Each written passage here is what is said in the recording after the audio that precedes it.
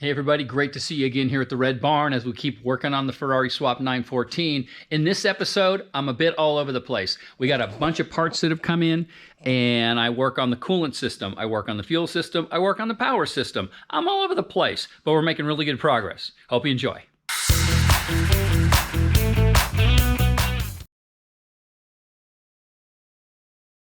Time to get the fuel pump mounted, and I've decided to do an in-tank pump. And I wanted to get a small pass-through, hanger. So I ended up with this Phytech hanger setup, and I'm going to run a Walbro fuel pump. So I figured out where I want to mount it, and it's going to go right here. So I've got a mark here, and I'm going to go drill this hole.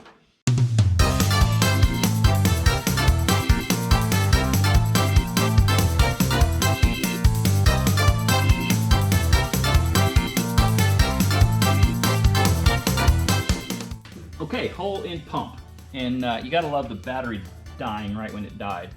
And my big mitt is too big to get down in there, so the slug dropped down in there. So obviously I gotta clean that all out anyhow. So I'm just gonna tidy up this hole and start fitting the pump.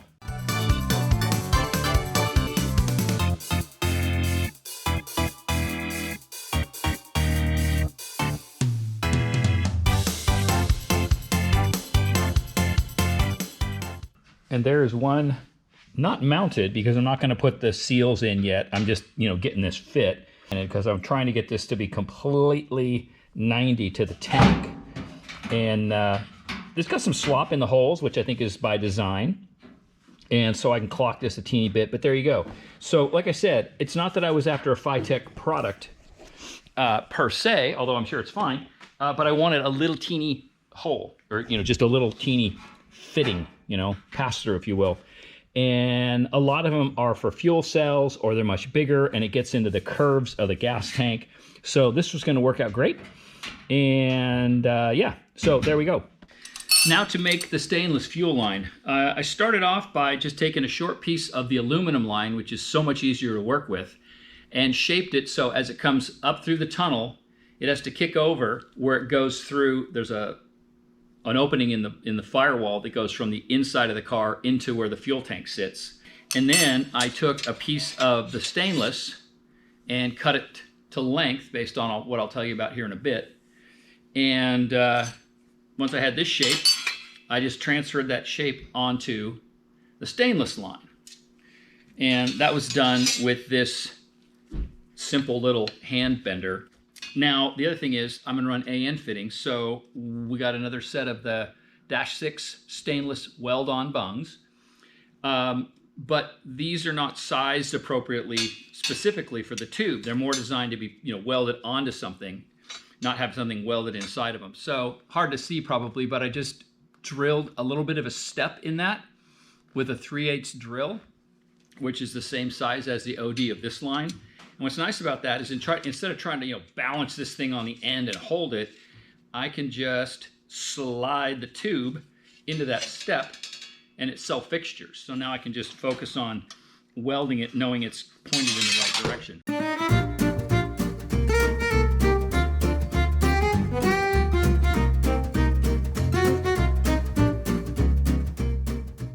So that's now welded on there, and I end up, whenever possible, getting these little protector caps. They're just literally AN caps. So they just thread on and protect that surface from getting damaged as I'm fitting this in the car, etc. So if I'm orienting this in the car, right, it's like this. And this is the bulkhead grommet. And normally this fuel line would push through, but obviously this will not fit through that hole. So I just sliced it open on the side.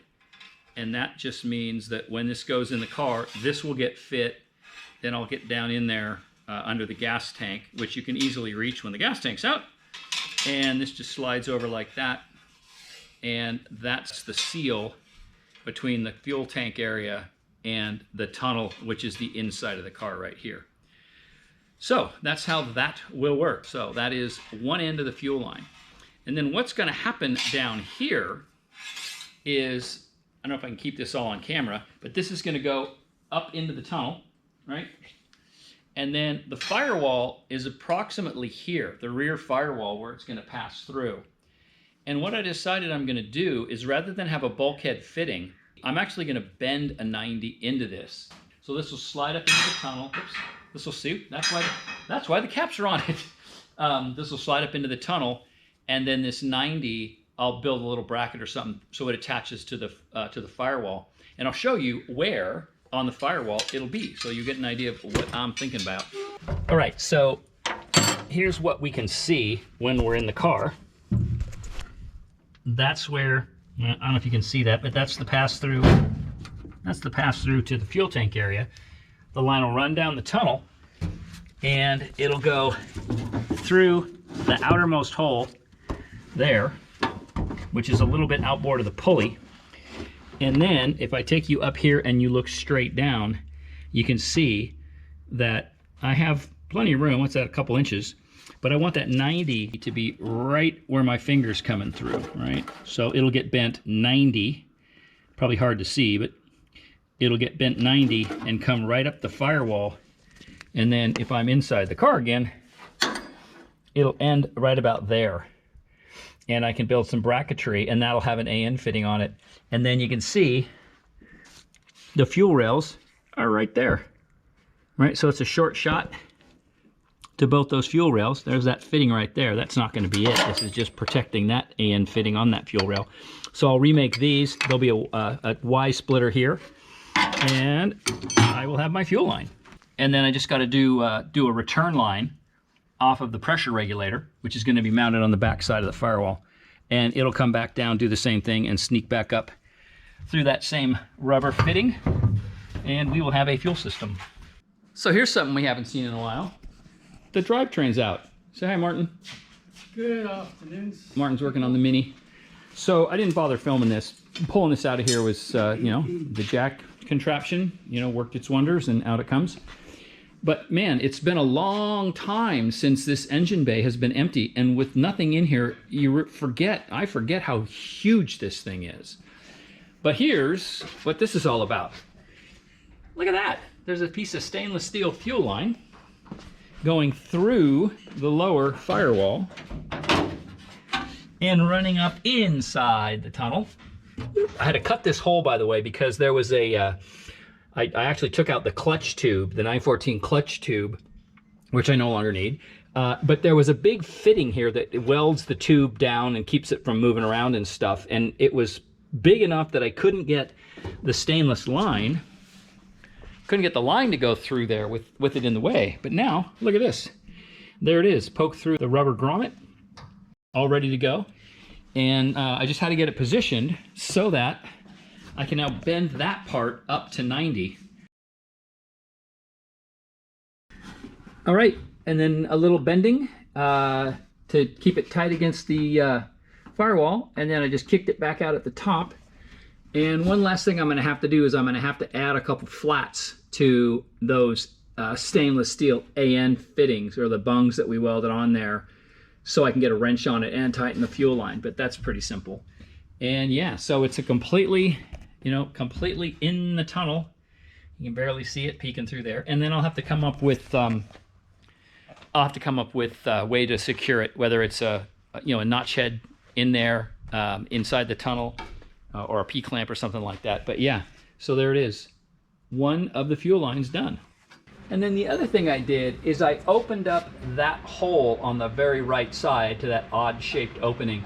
That used to be the wiring harness pass-through, and it's now the cable, the shift cable pass-through, and it was a little bit tight on the bottom, and it was causing the cables to have to do a little bit of a kind of a jag to get around the engine cradle. So that's going to get opened up. I'll make some kind of little plate with a grommet on it that the cables can pass through, and that'll tidy that up and should take care of making the shifters work as well as they possibly can. I mentioned I'm going to be running an electric water pump, and that means I got to replace the factory water pump with something that allows for the water inlet, the water outlet, and all that good stuff. So I'm starting off with a piece of cardstock. This is Martin giving me the here's what you should do approach. And so I'm just fine-tuning this thing to be able to get it to fit down in here, and you'll see why here in a second. I'm not trying to make the actual shape that I'm going to use. I'm just trying to pick up the dimensions of the holes so I can make a CAD drawing. So here's a tightly fit hole. And I can now come across here, find the other bosses, and simply do a rubbing of the locations of those holes and the inlet hole. Okay, and then what I'll do is work up a drawing.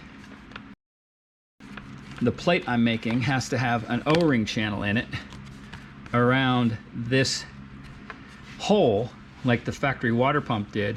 What we're going to do is I'm going to get this drawing, and then I'll work up the official shape that I want.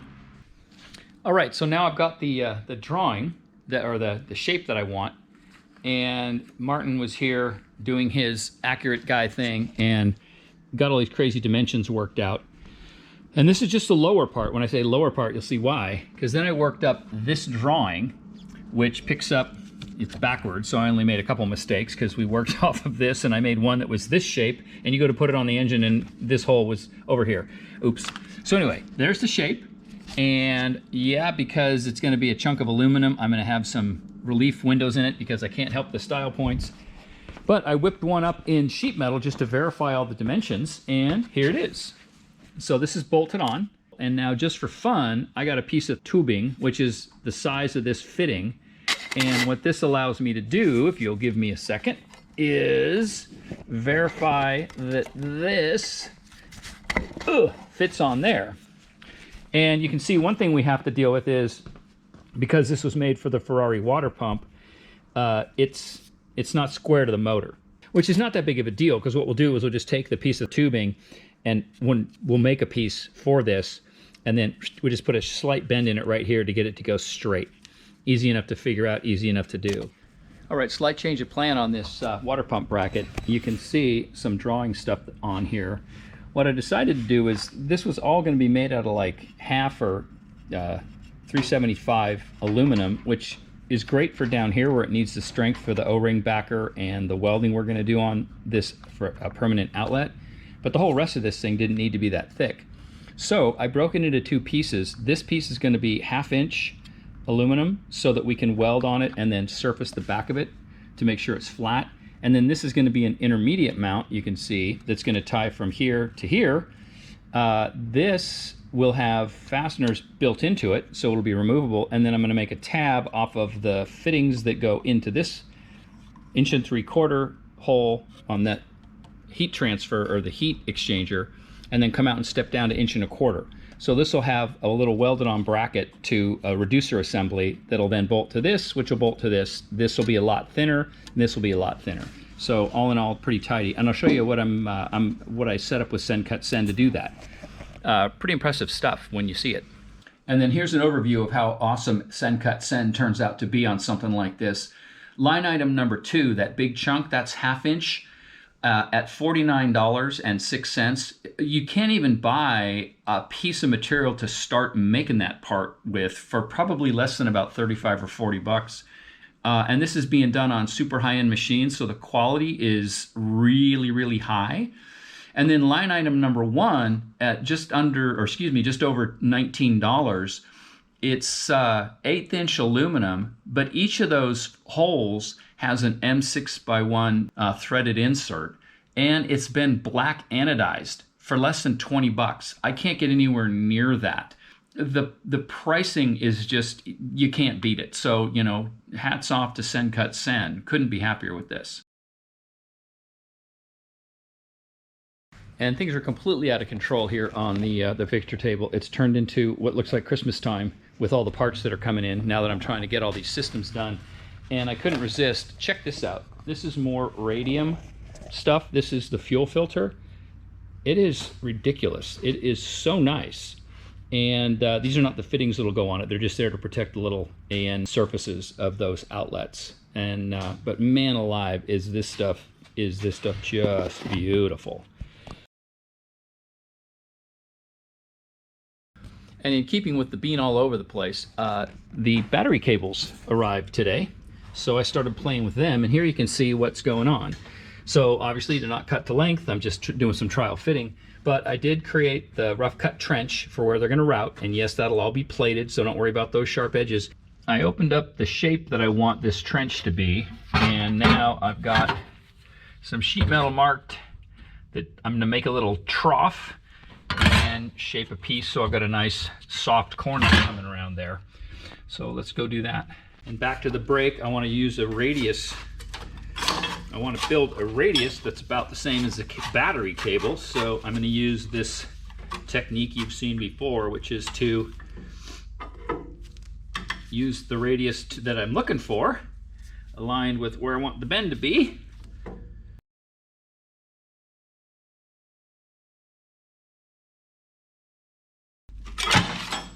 And you get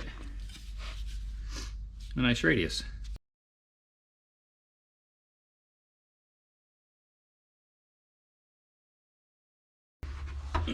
All right, so there's my trough, super rough cut, and you can see what it's going to do. It's going to sit in there like that.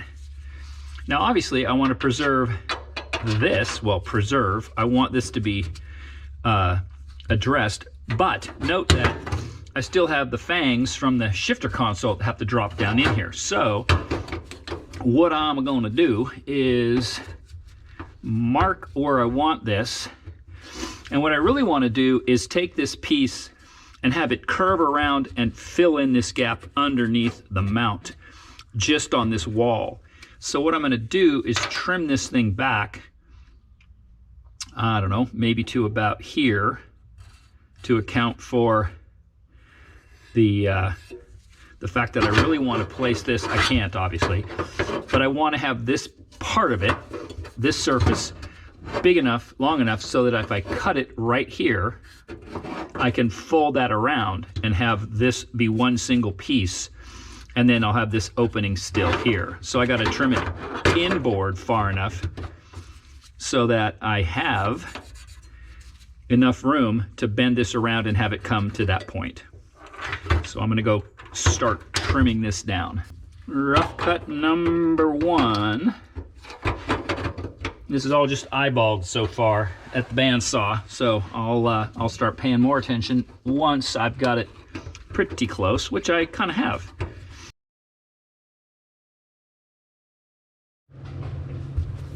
All right, then after many trips back and forth to the bandsaw, I got this thing, and what it does is it sneaks right in here. Trust me, it sneaks right in here and drops right down into that. Got to put a little bit of pressure on it to get it to sit right where I want it. Anyway, so that is going to, it's obviously not trimmed to size, but that'll get done like that. Then I got to make a teeny little piece to close that little corner off. But then I also got to leave this window here. So I'll close this corner off, and then I'll make a little, you know, close that off. So I have a nice tidy little pass through right there. I may do a little, you know, little thing across the back just to make it really neat looking, but there's the main part. And so I got a nice trough for the battery cables to go through. You can see what we're gonna have. I have a little patch piece that sits right there, and then I'll just trim it for the opening for the shifter fang. And even if I don't use the up and down, I'd like that to be tidy. And yes, this will be upholstered over, and no one will ever see it except for you all. So, hidden style points. Okay, and then after much sanding and fitting and a little bit of hammering to get a couple of corners to drop, there is that piece. And yeah, metal finished a little bit in the corner there where that little bit was put in to close up that gap. And it just sets right down where it's supposed to be. I put a couple of holes here for some plug welds just to tie it to that brace that's already in the tunnel. And there's the glamour shot with everything in place. That's where the ECU is going to be. That's how the cables are going to run. And that guard will cover everything up, keep everything nice and protected. But that's pretty tidy. I'm happy with how that turned out. And no, you'll never see it, but we'll know it's there. And then what'll happen is it's gonna go through the firewall and pass under the fuel tank, which is back in place because I'm playing with the fuel system. And then it's gonna come out those two holes, and then I'll move that mount, but the battery will end up sitting like right in here. So on the passenger side front, better weight distribution. But yeah, it's hard to stay focused because there's so many different things going on. And I still have to get to wiring harness, oh my God, and water system, and oil lines, and pneumatic lines. Ah! And then as a final last check, I added this boss because you can see these aren't hooked up, as you know, they're just set in place. So it's gonna end up sitting approximately like that. But with the fang coming down, I had to be sure that it would never get near that ground cable.